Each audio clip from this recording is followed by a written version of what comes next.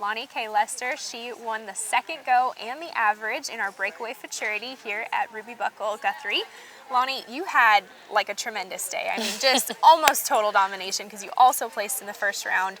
What did you do to prepare and be so ready for this event? Well, James Barton trained the horses, so I went and practiced a few times on them, and they've only had 90 days on the breakaway, so they're pretty green, and they came up and did really good, so yeah, they were prepared. Very ready. Tell me about your background as a roper and a competitor. I PRCA rodeo a little bit now since we have Breakaway, and I run barrels and futurity, train futurity horses. So now that the Ruby Buckle has all these futurities in the Breakaway, that's super exciting. So I amateur rodeo and some big jackpots down in South Texas and all over. So yeah. Now that you've experienced your first Ruby Buckle Breakaway event, does this kind of change maybe some of the goals that you have or how you're going to prepare your horses? Do you plan to incorporate more futurity roping events into their repertoire? Yes, most definitely, because I don't own these. Kirk Johnston owns them. So I have none that are in the Ruby or Pink Buckle until next year. I have a bunch of barrel horses that I plan to futurity.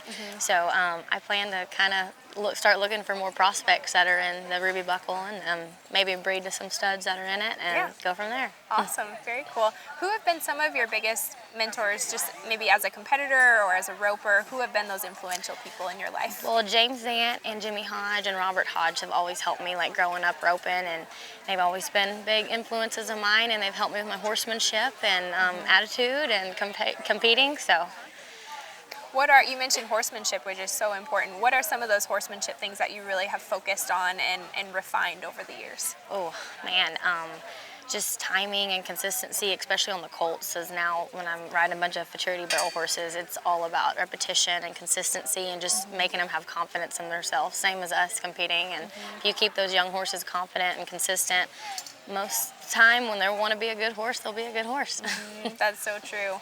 My final question for you is, what's the best piece of horse training advice that you've ever received? Oh, a good mental stage, because one day, especially on young horses, it'll be really good, and the next day it'll be really bad. So you just kind of have to keep a good mindset and keep them happy and keep going at them, and just it'll all play its part after that.